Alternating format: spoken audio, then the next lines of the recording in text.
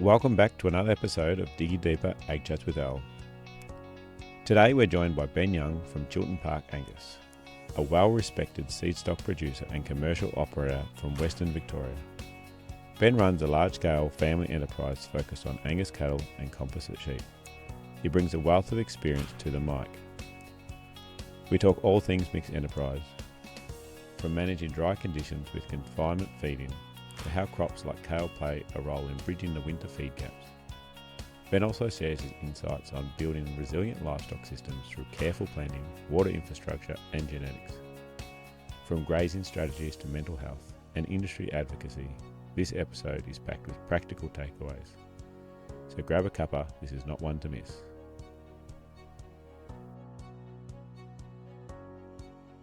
Welcome everyone listening. Thank you for tuning in. We have Ben Young from Chiltern Park Angus here. Thank you very much for coming in, Ben. Thank you, Alistair. Let's get started just by getting to know you a little bit, who you are, where you're from and what you actually do in the ag sector. I'm from Western Victoria, between Hamilton and Port Fairy, and I run our family business which runs Angus cattle and composite sheep, and also a seed stock Angus business. Have you been on the farm your whole life? I studied horticulture at uni and worked briefly in horticulture, and lucky that I got out of it quickly and moved back to the farm and worked from probably when I was 24 onwards. So I'm now 45. So Yep. I've been in it a while now, yeah. And family run business? It's a family-run business. It really started with my grandfather, and he built it up from a relatively small property now into a fairly scalable business. So who's involved in the operation now? So I farm in partnership with my father, Peter, and we're 50-50 partners, and we have 3 full-time staff and a trainee staff as well. Now, I know a little bit about Chiltern Park because we've actually used some of your straws here on farm, so Yeah. we'll talk about that a bit later, but I was actually surprised that you run 6,500 odd composite ewes. Which has actually come down. So we've actually reduced our composite ewe flock, and I think we might chat about that a little bit later. But we were running a lot more composite ewes than that, and we're just switching the scale a little bit back towards the cattle, and it's a little bit to do with labour and also how I want my systems run. So Yeah. Well, let's talk a little bit more about that right now. So you obviously got a successful stud that you run, and so why do you incorporate sheep in that business as well? Because I'm sure there's plenty to do just with the cattle side of the business. Yeah, so there is certainly the seed stock business. We also run a commercial cattle business as well at the same time, which is predominantly our business is just commercial cattle. Seed stock cattle started in about 2013, I think it was, and we started breeding bulls originally for ourselves, our own use, and it just snowballed from there and just kept going and going, and it got quite large to the point where we're selling 300 bulls a year. We've cut it back now to about 250, and we find it quite logistically challenging. But why do we run sheep? I originally started expanding the operation with sheep and leased a lot of properties and ran a lot of sheep on those properties. And one of the properties I'm currently in the second phase of purchasing, the requirement was I only ran sheep on that property and not cattle, and it was for a good reason. The water system probably wasn't suited to cattle at the time, but now we're starting to run cattle there now. So So have you ever improved that property? Yeah, so mainly water systems and wire, and also pasture. It's quite wet, loamy country, and without a fairly productive perennial pasture, pugging would be a huge issue. So So why do you continue to run sheep then if you can run cattle on those blocks now? I think they're a great pasture tool. The reason why we're downsizing the sheep operation, we were going to take them down to 5,000 ewes, was just logistically in our calendar of events. It was very difficult to manage everything and very hard on staff as well. So we've actually moved away from breeding replacement ewes. So we've got a young flock, so we don't have to worry about replacing for 3 or 4 years really. But where we've pulled out on running ewe lambs, and we've just simplified it so all the composite ewes are getting joined to terminals, and we're even joining them earlier, which goes against my principles a little bit. In the past we were a spring lammer, and I've now moved back to a June, July lambing, and it's more so that it fits our calendar better with our seed stock and commercial cattle operation, and hopefully enable us to hit this heavier lamb market that seems to be gathering momentum at the moment. Well, the grids have definitely moved in the last couple of years, They haven't have, and like we were not constantly, but sometimes getting caught with a lot of store lambs. It was a big job if we were to keep them and feed them, whereas hopefully we can get as many lambs off on grass as possible. Yep. So when are you joining those? So we joined mid-January. And how do they go joining up that early? Well, last year was probably a fluke because we had 100 mils at basically Christmas time, so they got joined onto green grass, and it was a magic joining. So it'll be fascinating to see what happens this year when we're in a completely different season where it's dry and a bit like a moonscape in Western Victoria at the moment. So joining will be a challenge, I suspect. So, do you use Regulin or anything like that? No, I haven't used Regulin, and it's something I suppose I'd like to see more data on and see whether it would be useful in our operation if we're going to continue joining sheep in early months. And we are, I suppose you could describe our sheep as a coop-worth composite, so they are probably a little bit temperamental to cycle early. So that was something we were really concerned about. So we did a second joining, but luckily the first joining worked really well last year. So we'll do the same thing this year again as an insurance policy. Yeah. Just in case we have a disaster. But hopefully it'll work quite well. So the ewes were in really good nick. And I think too, for the listeners, I don't claim to be a super sheep operator. If you're going to be in sheep, you want to do it as best as you can. Our operation was really complicated and made it really hard to run the sheep operation really, really well. We leased a lot of country, so facilities weren't, super that you're working in the sheep with. So it was a challenge. But now we're sort of moving to more owned and not leased. But I think we will still run sheep. Whether they're composite ewes, merino ewes or something else, I don't know. But we're certainly, it's sort of really summing up our sheep business at the moment. I know there's been a lot of movement out of sheep, and I hope for people that are in sheep there's going to be some real rewards in the next couple of years. One of the big factors to move towards more cows was labour and ease of management. I like cows because they're so resilient. Yeah. They can use a really poor quality feed and survive. You can treat them like an elastic band. They can go in and out very, very well. Sheep do not respond too well to being light and joining. Yeah. And generally, spring calving cows like we have, you're joining on green grass.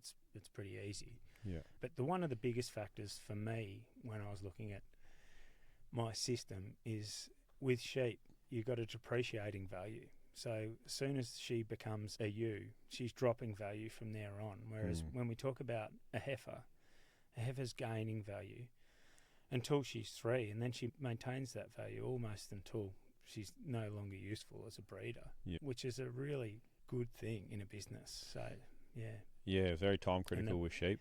Yeah, and in the mutton market, if it's good, it's great. It can be very, very fickle. And I feel that the cow market is a little bit more stable. Yeah, if you got weight on the cow, you can still make some money. You definitely can. So let's talk about the cattle, like the commercial side of your operation. How many breeders? Are you all breeding, or you trade as well? No, we're only breeding at the moment. We have been looking at trading, but we're sort of a closed herd at the moment, so we don't bring any outside animals in. Was that more from a biosecurity point of view? But certainly we've got multiple blocks, so it would be possible to do that. But this at the moment, that's how we've sort of gone with it. We haven't traded, and Now, you just mentioned briefly before that you have been very dry over there. It's something that you're not probably that used to, I guess. I think we're used to dry summers. It's certainly on the back of last year. I think a lot of people found it really tough, me included. It was a really tough autumn. We were probably lucky in a way. We had reasonable pasture growth to get us to lamb onto and let cows out onto good feed at a huge expense, don't get me wrong. It was big last year. The feed bills were enormous and certainly took a mental toll on a lot of people. And myself, I put on about 6 or 7 kilos probably because I was eating and drinking too much. Yeah, right. Because, it's sort of, you don't even notice it, but you're constantly, involved in it. And, the best thing for me was to get away and have a rest in the mid-year with the kids and my wife Jane. So, yeah. Yeah, stress creeps up very slowly sometimes on people, doesn't it? It does. And I think there'd be people in Western Victoria at the moment which would be having enormous water problems because they rely on surface dams, basically, and there hasn't been runoff rainfall, and it would be extremely challenging. And now we're facing, very little ground cover at the moment, so there's going to be a period of supplementation until we get some decent rains. So, So let's talk about you said you had a big feed bill. I'm assuming you're not feeding out on paddocks. You'll be doing something different than that. Yeah, so we moved to a confinement feeding system with sheep quite a while ago, Yeah. and I thought, why can't we do it with the cattle? And we started doing it a bit hoggledy-poggledy probably for starters, and then we've moved to a full mix ration in bins. Yeah. And they're in confinement pens that are about 1.2 tears and roughly 100 to 150 a pen.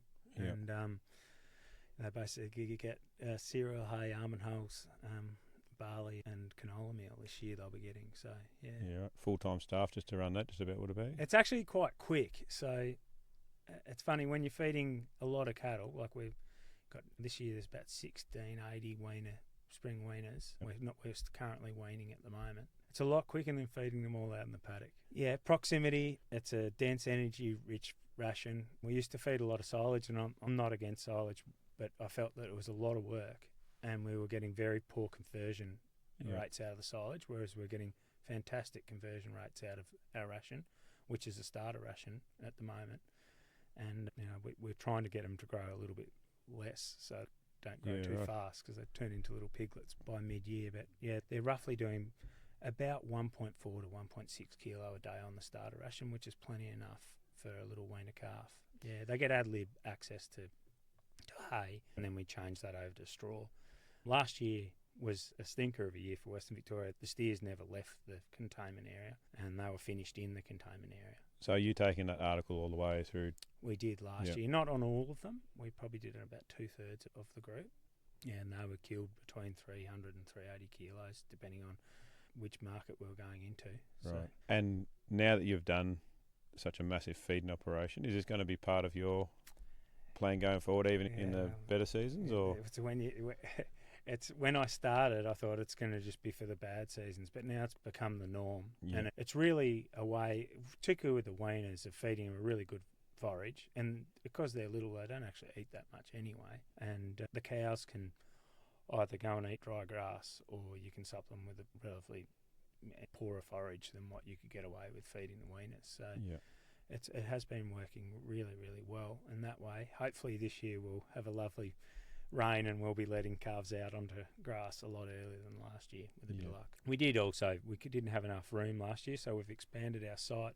We did feed heifers on the ground with a very similar ration. Yeah, we do have forage crops as well, so we're planning to probably do about 50% of the heifers on forage crops this autumn.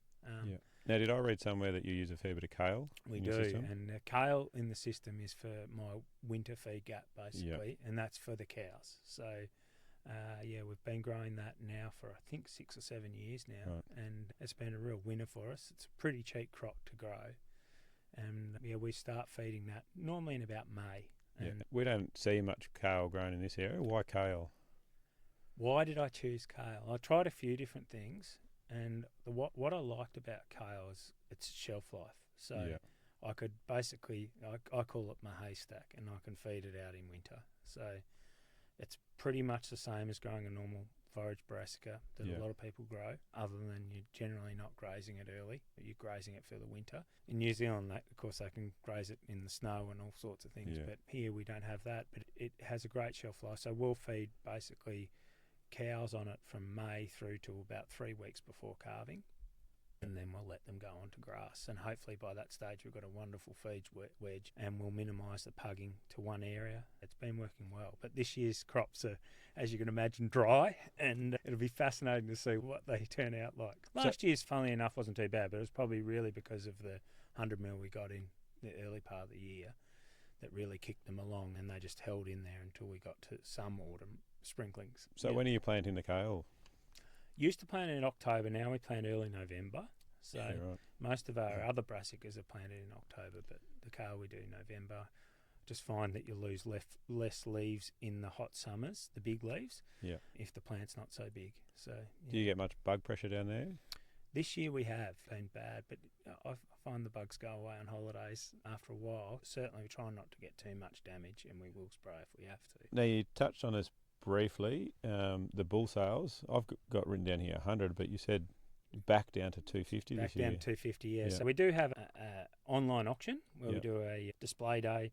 the day before the online auction. That was really put in place to give clients first pick, because it was always an issue when you've got multiple clients coming for a private purchase or with agents, who gets the first pick. Yep. And everyone wants the first pick, so that's why we've gone that path, and we'll probably continue that. We might even put one into the spring as well. Yep, and that's run on farm? That is, yeah, so the display's on farm and then the auction's all online, so there's no physical auction as such other than on Auctions Plus. Yeah, right. And a fair bit of work goes into running something like that. Is that a side of it you enjoy, or you...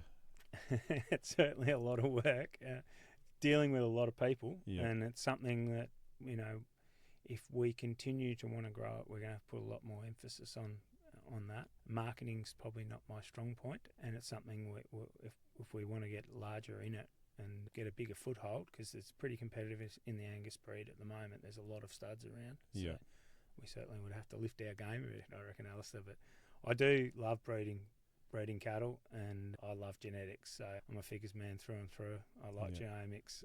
It's something that we're passionate about doing. It's just growing that market of customers, really, so for our bulls. So Well, I had a business mentor, I guess, and he says, make sure you do what you do well and pay other people to do the other things. I think I need a marketer. Yeah, sounds like it. Well, like I mentioned before, we actually used Chiltern Park Mow. Yeah. And there's no calves on the ground yet, but they're due middle of the year. The young girl, Emily Cook, who's a local, was very excited to hear that some Chiltern Park Mow was coming here. So we'll let you know how they go when they're on the ground, but it was good. Day-to-day management for you as one of the main people in the business, what does your day look like on a weekly basis? I'm still very hands-on on farm. I probably have stepped back. I try to step back a little bit to give myself some time to think and set some plans and things like that. It's something that I've needed to do, because it's sort of gone flat out ever since I was younger. And if there was a mistake that I made, it wasn't allowing enough time to do that background work, some analysis and research on what we're going to do going forward.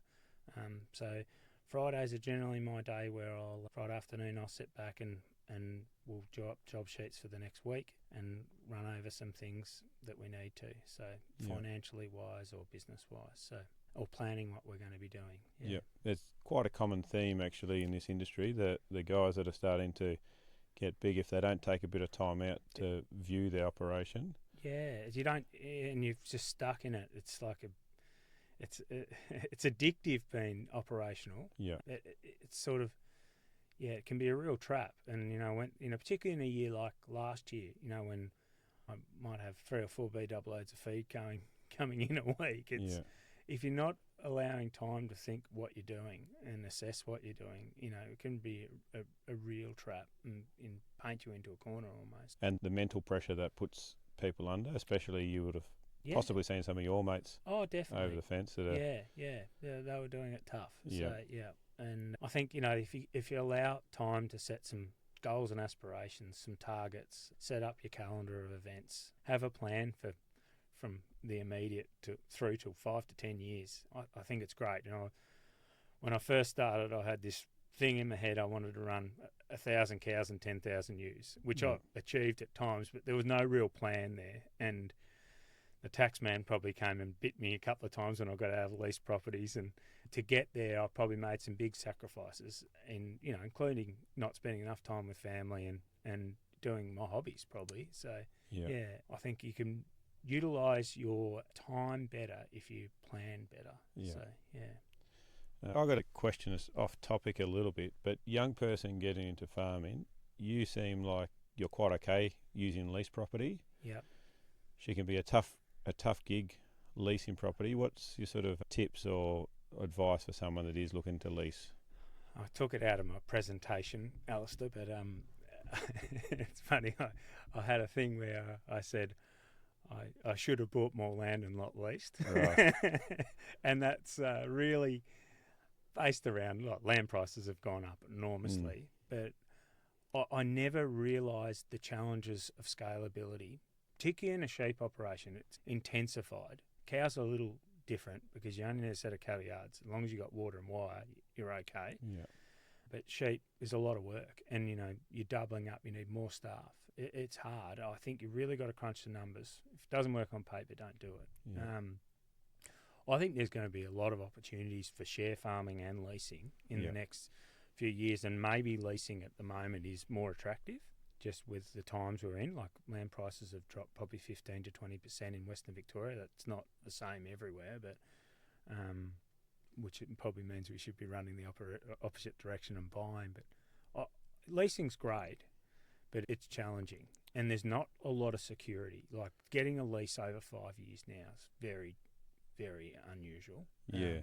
And if I was going to give advice to anyone, I'd want a long-term lease doing something. So minimum 5. Yeah, minimum 5. Yeah. Yeah. And I really like the idea of a step price lease. You know, as the property's improved, the price goes up with, and if you get a good owner that's really on board and wants to improve their place, you get a fantastic result. If the owner only wants the highest price per hectare, then you're probably not going to really have success, both parties. So you're going to really run it hard, and they're probably not going to be that happy, and nothing's really going to get improved that much. So Yeah. I think leasings are very much about relationships, and if you can build good relationships with the owner of the property, and both on the same page, and they can see, I've often showed them my profit loss statements, so just to say this is my budget for the year as well. What do you think? Yeah. Because I don't think I can justify that sort of lease money. And often you'll get someone that'll just understand. Yeah. So because they know how much they were making as well. So we'll go back to this dry season in your part of the country. When do you start making decisions? It's going dry, you're running out of feed. When do you start making decisions? Because we've had a couple of conversations recently in here about the need to make decisions. Even if it's a bad decision, it's better than making no decision. Have you got any thoughts around that? As long as you don't research around the decision, I think. For us, it's full noise at the moment. We're weaning as fast as we can. Is that earlier than usual? Yeah, we're probably starting this year 3 weeks earlier than usual. We probably should have started really pre-Christmas, because you could sort of see, I think you really knew about the first week of December where we were going to be sitting, unless we had some unusual rain event. But for us, we'll get all the cows preg tested, sell off all the empties. The cow market's good, so it's a positive. In regards to, we have got to reduce numbers this year because we've got too many breeders, so we'll have to come down. Not preempt. I hope I get a good pregnancy result and I get those options there. But with the sheep, and like all the calves will go into containment, so they're out of the paddock basically. I know where they're going, so at least I've got control over them. There still is some residual around, so the cows will stay out for a little bit longer. I don't like feeding cows if I can avoid it. You have done that? Yeah, I have done, Yeah. And certainly last year we had to. Yeah. Hopefully, we can get through to April, I would hope, and hopefully the rain's not far away for the cow side of things, but we may have to come in earlier and feed them a full mixed ration, which the cows we're locking up, very similar to what we've done with the sheep. We locked them up in groups last year of 200 to 300, and just fed them. Well, they were getting a full mix ration only because we have a mixer, but they were getting basically straw, almond hulls, and barley, and a little bit of canola. Not quite as much as the calves do. Similar mix to the cattle. Similar, but it's probably a lot cheaper mix, and certainly not quite as high quality. And they did get ad lib straw at one stage, but we ended up dropping that.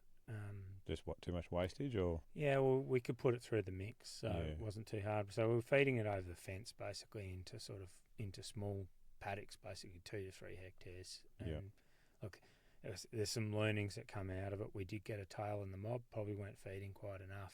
A lot of competition, but it certainly got us out of a lot of trouble. Yeah, and if you can confine feeding cows, cows are so resilient. You can feed them hay, you can feed them straw. If cows have got good condition, your options are more. Yeah. If the cows are skinny, then your options are less. Yeah. And you really have to feed them a little bit better. So takeaways, keep that condition on as long as possible. As long as you can, and I suppose the big takeaway would be to wean early. Certainly, first calvers this year will be shredding condition in Western Victoria. So very good. Now move over to AI. You obviously run a fairly extensive AI through all cattle or just your heifers?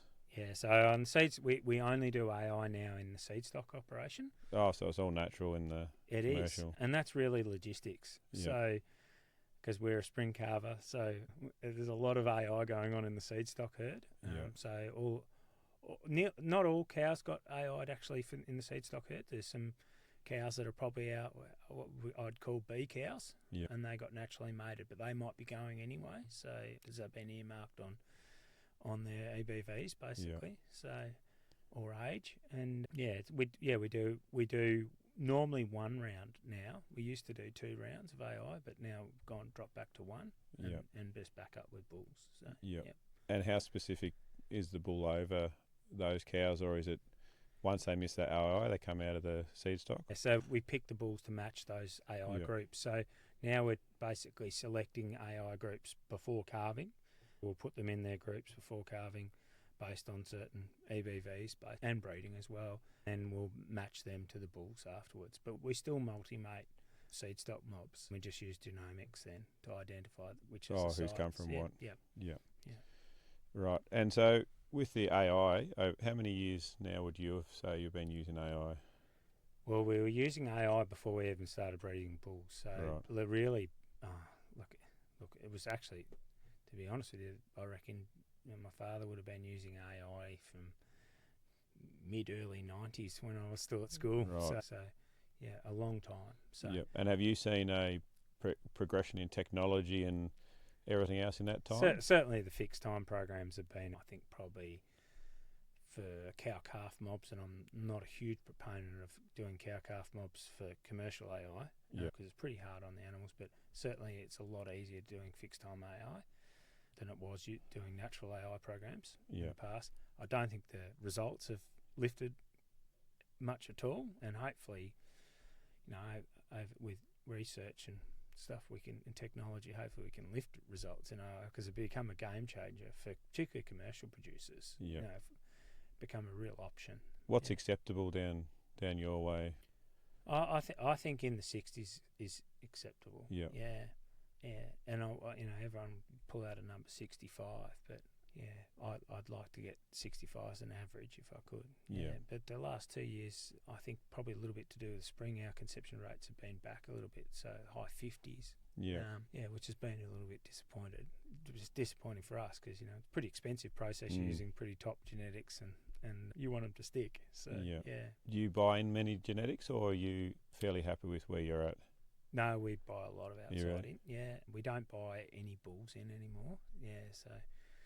But we'll use anything really if we can find the right numbers. And we've got a big focus at the moment on improving our claw structure, and we're hunting for bulls with good EBVs as well as that genomically. And it's actually a really good tool. You can really change a fault within a breed just using that as a tool. Well, that's a nice little segue, because you've recently spoke at the Red Meat Conference here in East Gippsland. You're one of the speakers, and your topic is the farmer's toolbox. So can you just give us a little recap on what you've spoken about at the Red Meat Conference? I think I got asked to speak on the farmer's toolbox, and I think the concept of farmer's toolbox is, we know we've got heaps of tools at our disposal. Not all of them are always accessible for various circumstances, but it's about being able to analyse your business and find some weaknesses or challenges in your business and opportunities as well, and implement some tools that are available to you. And I'm not a great multitasker, Alistair, so I can't really if you threw 10 balls up in there, I'd be lucky to catch 2 of them, and that's probably about how many things I can implement at once on farm, as well as the operation that's currently running. So for me, I picked out things that we've tried to implement on farm, which are building a resilient system, and that came into confinement. Certainly in pasture-based is number one. If you haven't got a good pasture-based system, your business is going to struggle. But I just felt that, particularly with spring weaners, I needed a system I could lock in each year, and that's what I've gone to. I'm not saying it's the best system. I'd love to have irrigation water, but I can't get it where I am. But it's certainly a relatively secure system.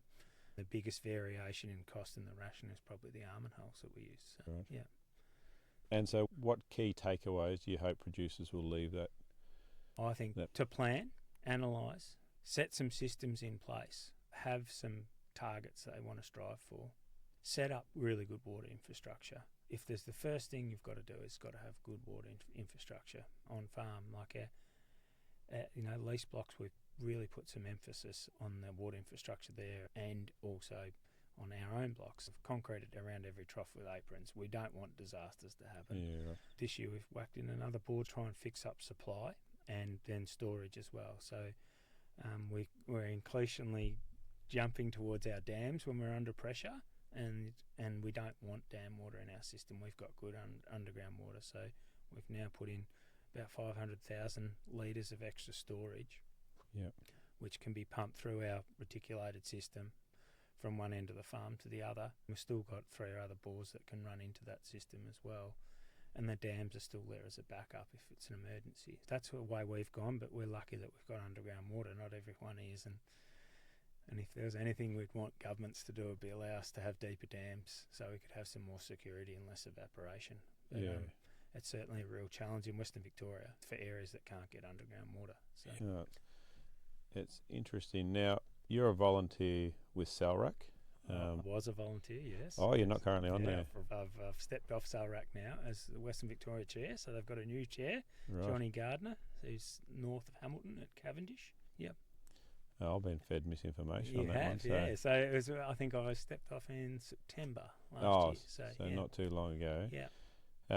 So well, actually, back in September, when you still were on SALRAC, what were some of the things that you were actually advocating for or wanted to see change in our industry? Well, the reason why I was on there, because I wanted to be involved with research, to improve research really, and outcomes, and adoption outcomes. Some of the big things for me were painful procedures on animals. I know there's been a massive amount of work done on pain mitigation. Yeah. But I think until we address the root cause, which is the painful procedure, which hopefully we can just remove it altogether, I don't think we're addressing the problem. And one of the big things I was pushing for, I never quite got there, was a vaccine for castration on animals.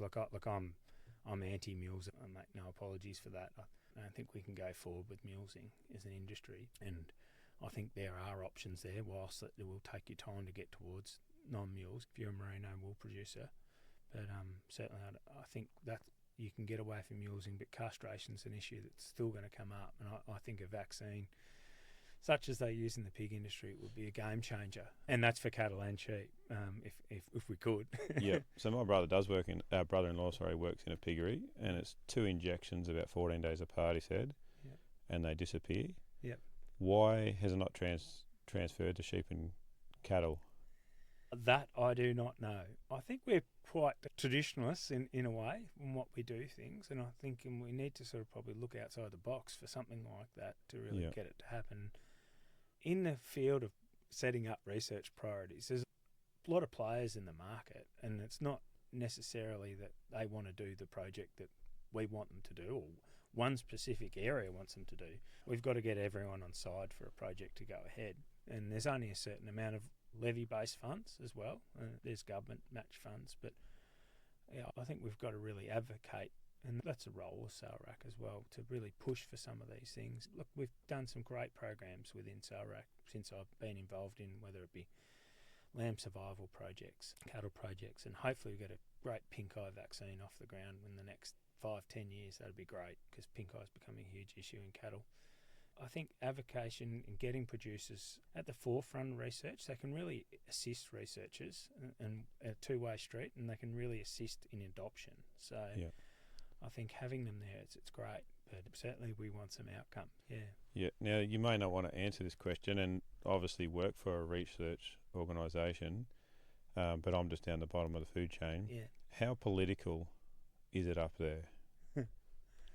Well, SALRAC's not meant to be political, so No. They are very independent. So that's one thing I'd say about the organisation. It's very independent. It's not political. Yeah. But as you go up the train, yes, it does become political, and that is challenging. And the more and more organisations you have involved in something, the more complex it's going to be. And it's harder it's going to be for getting an outcome or a result on a project. So it's whether there's less players in the market deciding on things, whether that's a good thing or not, I don't know. But Salrac was developed purely out of people, out of the Senate inquiry, I think it was back in 2015, don't hold me to that, about the good usage of producers' levies. Salrac or the Western Australia one, they act as Walrac, a conduit from the research back down to levy payers. Both ways. Yep. So really, as a producer member on Salrac for your region, you're feeding up priorities that you want addressed, and they all do get combined. There's always compromises in those things. And maybe that's why I didn't advocate well enough to get the vaccine off the ground, Alistair. But I failed on that one. On my last thing, I was going to be my last hurrah, I think, but I didn't get it across the line. But hopefully someone picks it up and it goes forward in the next couple of calls. So, I was talking to an English vet recently, and a lot of practices over there, they don't castrate at all. Yes, and they said for 5 months of the year it's fine, but that when the ram starts searching and their fences are often stone-built hedges over there, they say everyone's got everyone's sheep in their paddock. And there has been some work done over here about that and the effect on egg quality and things like that, whether we could get away with not doing it at all. They want a smaller article from what I understand too, compared to where we're going. I think you'd have to get a lot of people on site, but anything's possible. Never say you can't. So well, there's less tails getting docked in the district. There certainly is. And so if you could take out another procedure, it's just an economics thing too that is going to... Or breed for short tail length. Yeah. Well. That'd be another option. We'll come to the time for our signature question. So Ben, before we wrap up, question is, what have you learnt recently that has genuinely surprised you? Give me time. Yeah, no, you can take as much as you want. Probably the biggest thing I've noticed was how quickly sentiment changes in ag. Only 2 years ago in Western Victoria, things were rolling really, really well. And then we get hit with higher interest rates, a really poor season, and plummeting stock prices. And the confidence just drained out of the area. And the outlook's actually quite good. But to gain that confidence again, how long will it actually take? Will it take 2 years? Yeah. It'll be fascinating to see, because other areas are going pretty well. Like Gippsland here is looking fantastic at the moment, and the meat prices are good. So there should be some confidence. But I think just that one burning event really, well, multiple events really in 1 year, but it really sours the taste of a producer, and it's hard to get out of that psyche of it's bad. So and hopefully rain changes it. The north seems to respond really quickly, but maybe down here a little bit different. No, it's been a really interesting half an hour with you, Ben, and it's obvious that you don't waste your words. You're very thoughtful in what you say, so appreciate you coming in, and I know the listener's going to take a lot away from this conversation, so thanks very much. Thanks very much, Alistair. Appreciate it.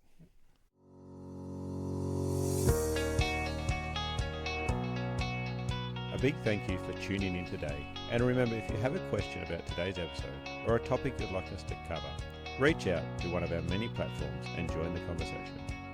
We're here because of your passion and commitment to agriculture. Together, we can build a stronger farming future. This podcast is made possible by the Future Drought Fund Regional Drought Resilience Planning Program, co-funded by the Victorian and Australian governments.